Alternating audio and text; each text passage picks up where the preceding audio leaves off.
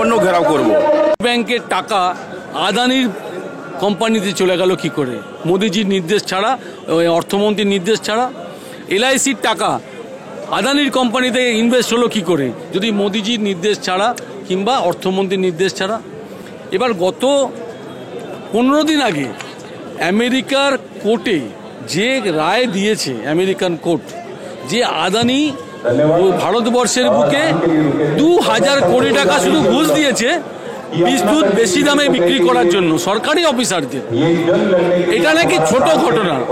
মমতা বন্দ্যোপাধ্যায় বলছে এটা নিয়ে সংসদে আলোচনা করার দরকার নেই, এটা সামান্য ঘটনা।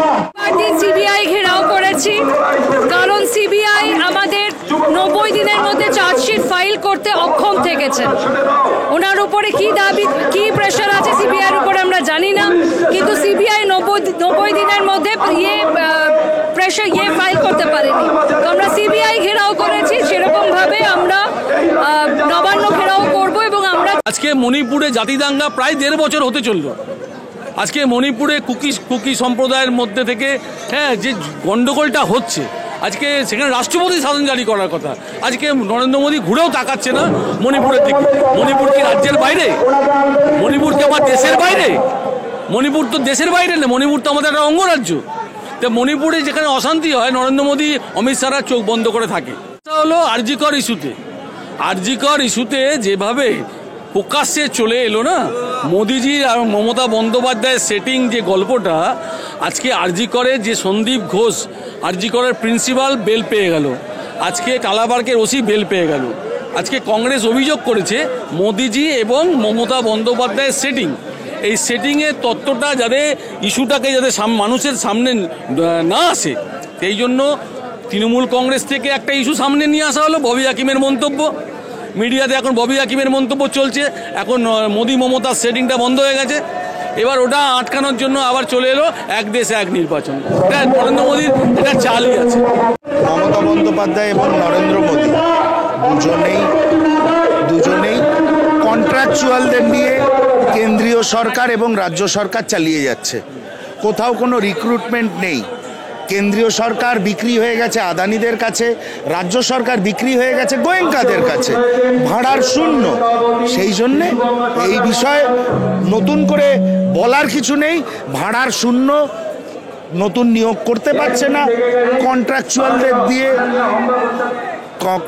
কন্ট্রাকচুয়ালদের দিয়ে রাজনীতি করে যাচ্ছেন ওনারা, কন্ট্রাকচুয়ালদের দিয়ে সরকার চালিয়ে যাচ্ছেন। এটা অবাক আমরা হই না, কিন্তু তার বিরুদ্ধে প্রতিবাদ তো হবে। প্রতিবাদ আজকে যুব কংগ্রেস করছে।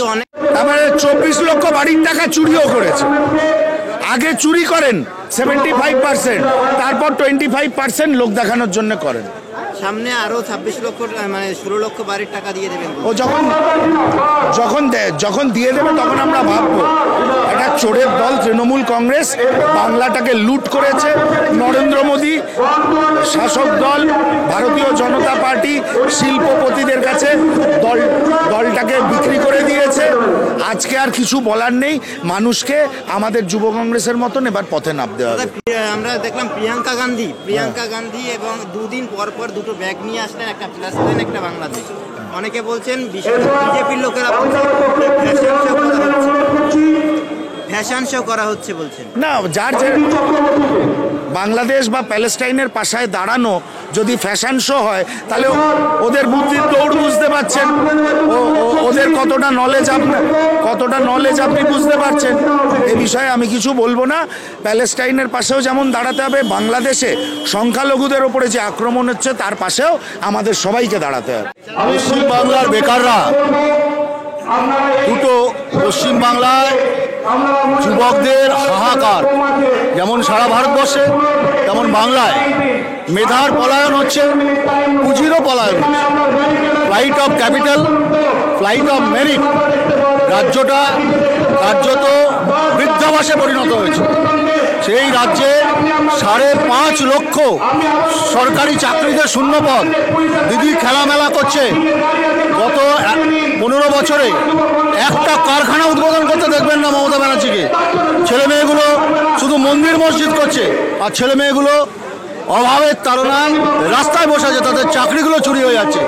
এই চোরের সরকার যুব সমাজকে ঠকাচ্ছে, এই সরকার যুব সমাজকে শেষ করে দিচ্ছে এই সরকার। আবাস যোজনার টাকা ছেড়েছেন ভালো কথা, সেটা কি তৃণমূলের টাকা নাকি? ওটা কি তৃণমূলের ঠাকুরদাদার টাকা? ওটা আপনার আমার ট্যাক্সের টাকা। বাংলা সরকার ট্যাক্সের টাকা দিয়ে কাজ করবে, এটাই তো চাই। আরো ভালো হয়েছে, আরো দিক মানুষকে, তার মানে তৃণমূল চুরি করবে এটা কখনো হতে পারে না। গান্ধী ভারতবর্ষের জন্য শহীদ হয়েছিল ঠাকুমা ওর বাবা, ওটা প্রিয়াঙ্কা গান্ধী। ওটা 2 দিন আর 4 দিন ওই বিরোধিতার নাম করে তৃণমূলের মতো বিজেপিকে ট্যাসিড অ্যালায়েন্স করার পার্টি নয়, ওটা ভারতবর্ষের জাতীয় কংগ্রেস। দিদির মধ্যে যে সেটিং আছে সেটা আজকে দিনের আলোর মতো পরিষ্কার।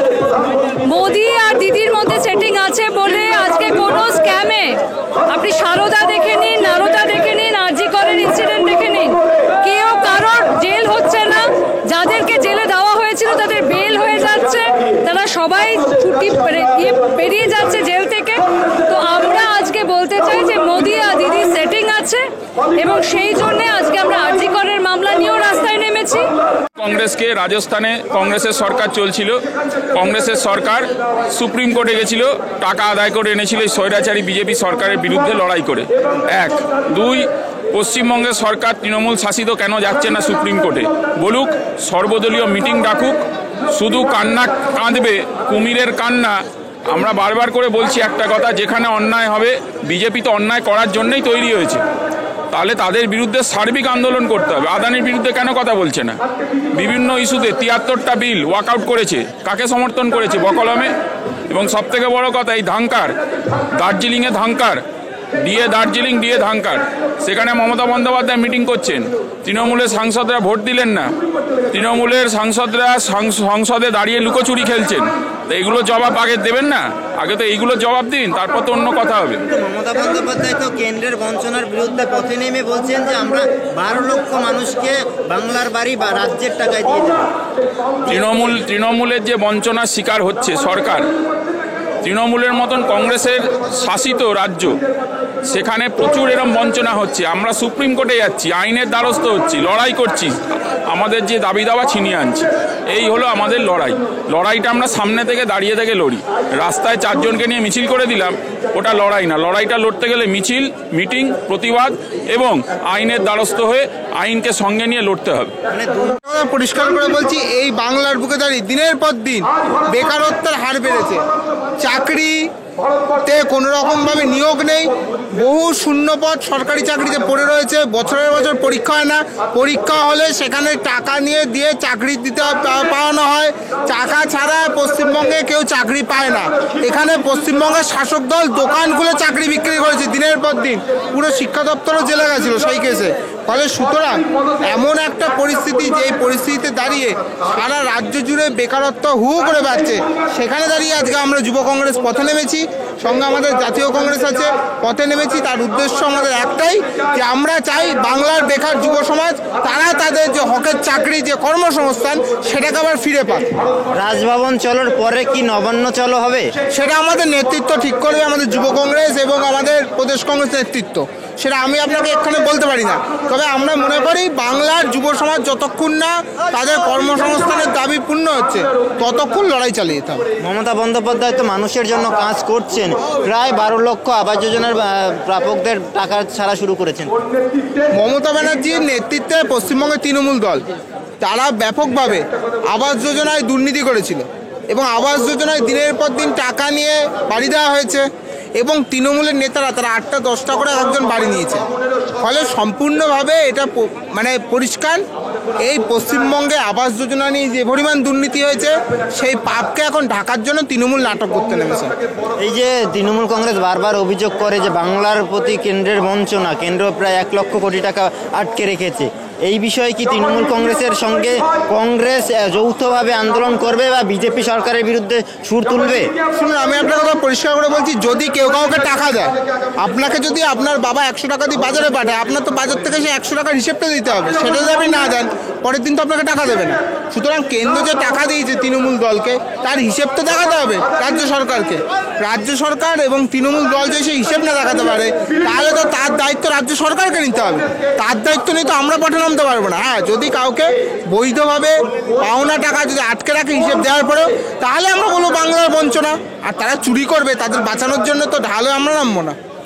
এই বর্তমান যে দুটো সরকার চলছে, সেটা কেন্দ্রীয় সরকারই হোক বা এখানে রাজ্য সরকারই হোক, তাদের আমলে তো জনগণ চাপে রয়েছে। যুব সম্প্রদায় যাদের রাখা আজকে মিছিল বা এই প্রোগ্রাম, তারা চাপে রয়েছে বলেই ওই চাপটাকে একটু রিলিজ করার জন্য চাকরির দাবিতে আরজি করে যে জঘন্য কাণ্ড হলো, সেখানে একটা সেটিংয়ের ফলে আজকে যে বিচারের যে বাণী নিবৃতে কাঁদছে, তার প্রতিরোধে আমরা আজকে এই প্রোগ্রামটা করছি বলেই এখানে চাপে ফেলার বাজার কোনো বিষয় নেই। চাপে আসলে জনগণ রয়েছে এদের আমলে।